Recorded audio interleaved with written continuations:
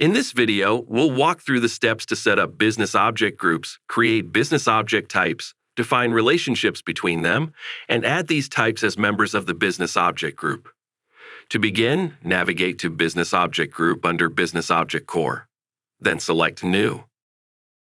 On the Business Object Group form, you'll need to fill in specific information. We'll enter a name for your business object group. Choose the workflow or process for which you're creating this group. To monitor the sales process, select Sales Process Record. Then provide a brief description of the business object group. Then submit the form.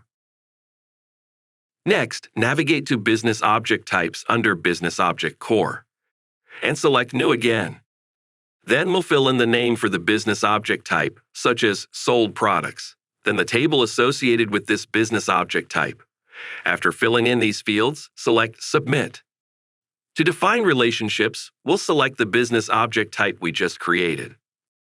Under the Business Object Relationships related list, select New.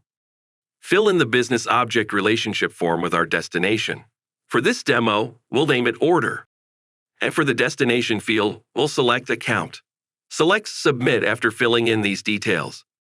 We'll add another relationship as well. Next, we'll add the business object types to the business object group. We'll select our group from the list and select New to create a new record. Use the lookup list to select a business object type you want to add and then select Submit. We can add more business object types by following the same steps. By following these steps, you've created a business object group and business object types. You've defined their connections and added these types to the group.